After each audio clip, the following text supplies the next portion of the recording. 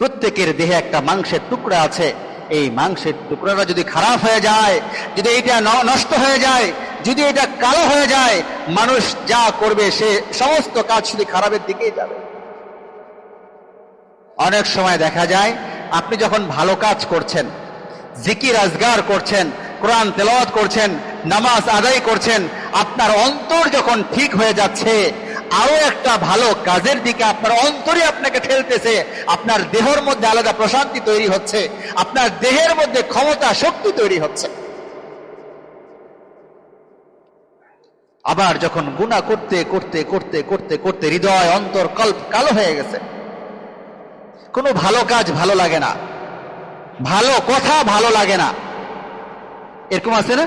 ভালো কথা বললেও বিরক্ত লাগে, ভালো কথা শুনতেও বিরক্ত লাগে, ভালো কাজ দেখলেও বিরক্ত লাগে, ভালো কাজের দিকে কেউ আহ্বান করলে তাকেও মারতে মন চায়। অনেক সময় এরকম হয়, দেখবেন যারা সব সময় প্রত্যেকটা কাজ গুনাহের মধ্যে লিপ্ত থাকার কারণে অন্তর পচে গেছে, অন্তর কালো হয়ে গেছে, এই হৃদয় কালো হয়ে যাওয়ার কারণে আর ভালো কাজের দিকে সে নিজেকে ধাবিত করতে পারছে না। কিন্তু যখন নিজের আত্মাকে, নিজের অন্তরকে পরিশুদ্ধ করতে পারবে, সাদা করে ফেলতে পারবে, তার পুরা দেহের মধ্যে আলাদা এনার্জি তৈরি হয়। এরকম কিছু মানুষ দেখবেন, ইমানি শক্তি, ইমানি ক্ষমতা এত বেশি, শরীর অসুস্থ, শরীর উঠে না, হাঁটতে চলতে ফিরতে পারে না, কিন্তু জবানের জিকির আজগার প্রত্যেকটা আমলের মধ্যে আলাদা একটা স্পিড তার তৈরি হয়ে আছে। অসুস্থ মানুষ ওইভাবেই কারো কাঁধে ভর দিয়ে লাঠি নিয়ে মসজিদে চলে আসতেছে। কেন? ইমানের ক্ষমতা, ইমানের পাওয়ার, ইমানের এই আলো তৈরি হয় আমার আপনার অন্তরের হৃদয়ে। আর ইমানের এই পাওয়ার, ইমানের এই ক্ষমতা যখন অন্তরে তৈরি হবে, মানুষ ভালো কাজের দিকে নিজেকে পরিচালিত করতে পারবে, এটা সহজ হয়ে যাবে। প্রিয় ভাইয়ের আমার, এই জন্য শরীয়তের হালাল এবং হারাম এগুলি আমাদের সামনে স্পষ্ট। শরীয়তের সন্দেহযুক্ত সমস্ত বিষয় থেকে নিজেকে বিরত রাখবে। আর সন্দেহযুক্ত কাজ, কর্ম, কথাবার্তা, পরিবেশ থেকে নিজেকে বিরত রাখার জন্য সর্বোপরি ভালো মানুষদের সংস্রব প্রয়োজন, ভালো মানুষদের সোহবত প্রয়োজন, ভালো পরিবেশের প্রয়োজন, ভালো মানুষদের সাথে উঠা বসার প্রয়োজন, আল্লাহওয়ালা নেককার দিনদার পরিবেশে যাওয়ার প্রয়োজন। তাহলে আস্তে আস্তে আস্তে আমার পরিবেশ সুন্দর হবে, আমার কল্প, হৃদয়, আত্মা পরিশুদ্ধ হবে, ভালো কাজের দিকে নিজেকে পরিচালিত করতে পারবো। এই মর্মে যদি ওই হাদিসটা মুসলিম শরীফের 2766 নম্বর হাদিস, মুসলিম শরীফের 3427 নম্বর হাদিস, বুখারী শরীফে এসেছে হাদিসটা। এই হাদিস আমি আপনাদেরকে আগেও শুনিয়েছি। মুসলিম শরীফের বর্ণনা, মুসলিম শরীফের বর্ণনা 2766 নম্বর হাদিস।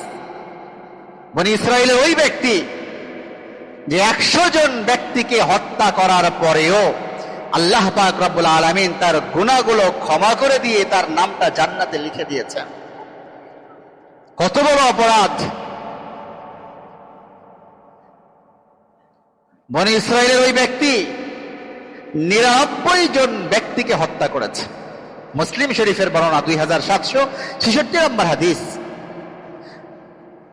বনি ইসরাইলের এক ব্যক্তি 99 জন ব্যক্তিকে খুন করার পরে, হত্যা করার পরে একজন গ্রাম্য পাদ্রীর কাছে গিয়েছে।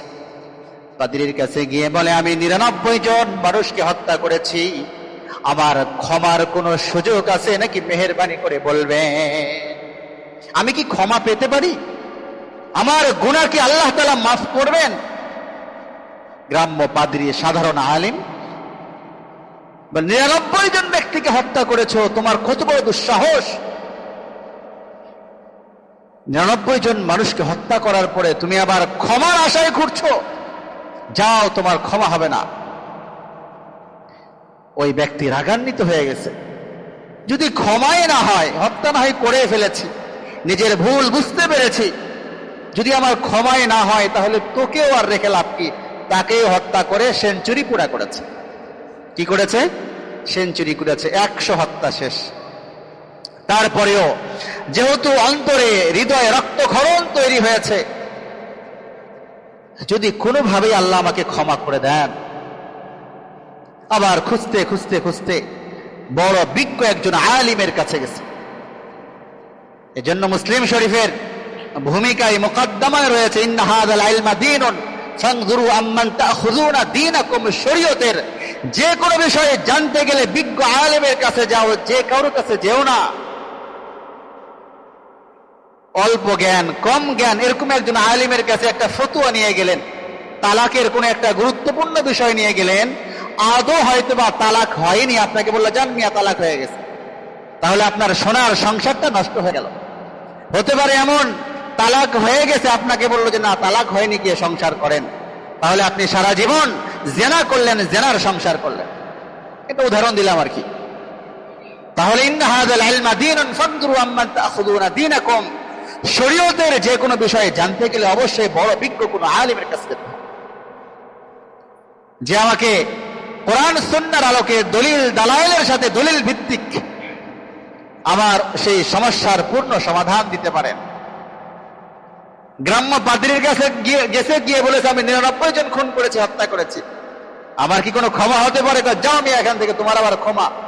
হত্যা করেছে 99 জনকে, কত বড় দুঃসাহস আর কত বড় কলিজা, আবার ক্ষমা চাইতে আসছো? কিন্তু যেহেতু হৃদয়ে রক্তক্ষরণ হচ্ছিল আর বারবার হৃদয় এটাই মনে হচ্ছিল যদি আল্লাহ আমাকে ক্ষমা করে দেন।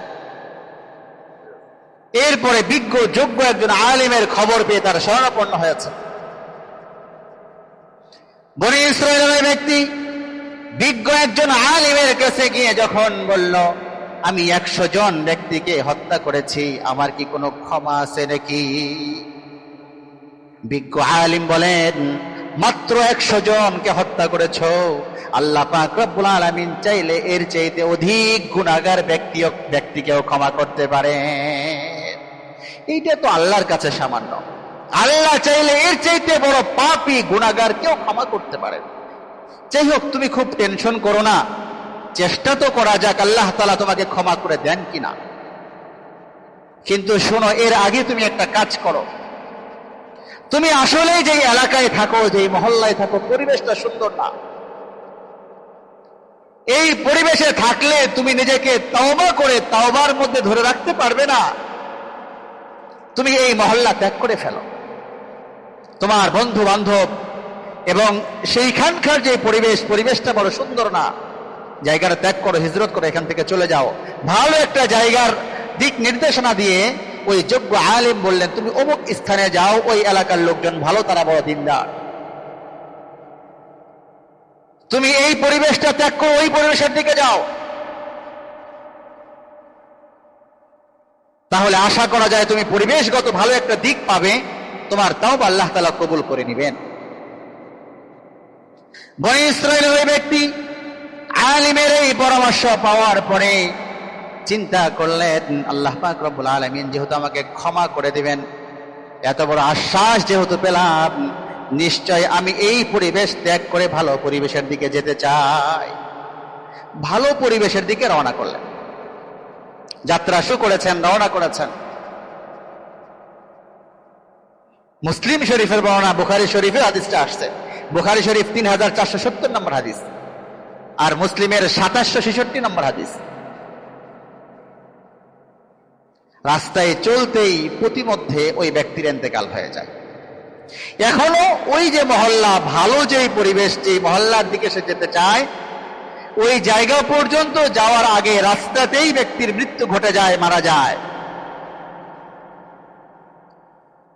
এবং সে তার মহল্লা থেকে ভালো পরিবেশওয়ালা ওই মহল্লার দিকে যে রওনা করেছে, তার ডিস্টেন্স যতটুকু ছিল, দূরত্ব যতটুকু ছিল, সে অর্ধেক জায়গা অতিক্রম করতে পারে নাই, এখনো অর্ধেকের এই পারে রয়েছে। মারা যাওয়ার সাথে সাথে 2 দল ফিরিস্তা এসে হাজির। বিশাল এক বাহিনী নিয়ে চলে আসছে একদল ফিরিস্তা, তাকে জাহান্নামে নিয়ে যেতে হবে। 100 জনকে হত্যা করেছে। ছোট্ট এক বাহিনী নিয়ে আরেক দল ফেরেশতা এসে হাজির। হত্যা তো করেছে, কিন্তু যেহেতু সে ভালো কাজের দিকে রওনা করেছিল, ভালো পরিবেশের দিকে যাবে বলে রওনা করেছিল, তাওবার ইচ্ছা দীর্ঘদিন থেকে লালন করছে, তো সেই হিসেবে আমরাও গিয়ে দেখি তাকে জান্নাতে নিয়ে আসা যায় কিনা। সুবহানাল্লাহ বলেন। দুই গ্রুপ ফেরেশতার মধ্যে বিতর্ক শুরু হয়েছে। তারা বলে আমরা জাহান্নামে নিয়ে যাব, 100 জন হত্যা করেছে। তারা বলে আমরা জান্নাতে নিয়ে যাব, যেহেতু সে ভালো কাজের দিকে রওনা করেছে। পরিবেশ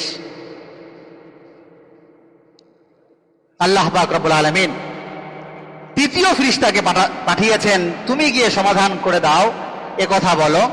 সে যেহেতু ভালো কাজের দিকে রওনা করেছে, রাস্তার যে দূরত্ব, এই দূরত্বর মাঝামাঝি জায়গা থেকে যদি সে অতিক্রম করে যায় ভালো সেই মহল্লার দিকে, 1 কিলো রাস্তা ধরেন কথার কথা, তো আধা কিলো পার হয়ে গেছে ভালোর দিকে, যদি সেটা হয় তাহলে তাকে ভালোর দিকে গেছে বলে বিবেচিত করা হবে, তাকে জান্নাতে নিয়ে আসবে। আর যদি সে অর্ধেকের এই পারেই থাকে তাহলে তাকে জাহান্নামের ফেরেশতারা জাহান্নামে নিয়ে যাবে। আসলেই সে অর্ধেকের এই পারেই ছিল, তাহলে অর্ধেকের এই পারে আসে হিসাবে কোথায় যাওয়ার কথা? জাহান্নামে যাওয়ার কথা। এখনো অর্ধেক স্থান সে অতিক্রম করে পার হতে পারে নাই। এবার জায়গা মাপা শুরু হয়েছে। সবগুলি মুসলিমের বর্ণনা বলছি, জায়গা মাপা শুরু হয়েছে। আচ্ছা, জায়গার মাপ হিসাবে তার কোথায় যাওয়ার কথা? সবাই বলেন কোথায় যাওয়ার কথা? জাহান্নামে যাওয়ার কথা। আল্লাহু আকবার। আল্লাহ পাক রব্বুল আলামিন জমিনের কানে কানে বলে দিয়েছেন, মাপা শুরু করেছে, যেহেতু সে অর্ধেকের এই পার আছে, ফায়সালা তো হয়ে গেছে, সেই হিসেবে তো তার জাহান্নামে যাওয়ার কথা। হে জমিন, তুমি নিজেই প্রশস্ত হয়ে যাও, এতদূর প্রশস্ত হয়ে যাও, এবং এই পাশটা তুমি সংকুচিত হয়ে যাও, এই সাইডটা তুমি প্রশস্ত হয়ে যাও, যাতে করে মাপতে গিয়ে এমন পাওয়া যায় সে অর্ধেক পার হয়ে গেছে। মাপা শুরু হয়েছে, মাপার পরে বিগত 1 হাত পার হয়ে গেছে ওই অর্ধেকের চাইতে। জান্নাতে ফেরেশতারা ওই ব্যক্তিকে নিয়ে আল্লাহর জান্নাতে চলে গেছে। প্রিয় ভাইয়েরা আমার, বলার উদ্দেশ্য, জীবনে চলতে গিয়ে অনেক গুনাহ হয়, গুনাহ হয়ে যায়। আমরা কেউ নিষ্পাপ না, বুকে হাত দিয়ে কেউ বলতে পারবো না যে আমাদের জীবনে কোনো গুনাহ নাই। গুনাহ হবে, অপরাধ হবে, এমন বড় কোনো গুনাহ আমাদের হয়ে যায় নাই। আল্লাহ পাক রব্বুল আলামিনের কাছে যদি আমরা খাঁটি দিলে, খাস দিলে তাওবা করি, আল্লাহ পাক রব্বুল আলামিন আমাদেরকেও নিষ্পাপ করে দিয়ে আল্লাহর জান্নাতের মেহমান হিসেবে আল্লাহ আমাদেরকে কবুল করে নেবেন। 100 জন ব্যক্তিকে হত্যা করেছে, তাকেও যদি আল্লাহ ক্ষমা করে দিতে পারেন, এই জাতীয় কোনো অপরাধ আমরা করি নাই, হয়তো বা চোখের গুনাহ, হাতের গুনাহ, অল্প কিছু গুনাহ হয়েছে, আল্লাহর কাছে যদি খাস দিলে তাওবা করি, আল্লাহ আপনি আমাদের গুনাহ মাফ করে দেন, ভালো পরিবেশে উঠা বসা করব, আলেমদের সোহবতে উঠা বসা করব, কোরআন তেলাওয়াত করব, ভালো পরিবেশে যাব, আল্লাহ পাক রব্বুল আলামিন আমাদের জীবনকেও বড় সুন্দর করে দিবেন, নেককার বানিয়ে দিবেন, জান্নাতি কাফেলায় আমাদের নামটা লিখে দিয়ে আমাদেরকেও আল্লাহ তাআলা জান্নাতি করে দিবেন।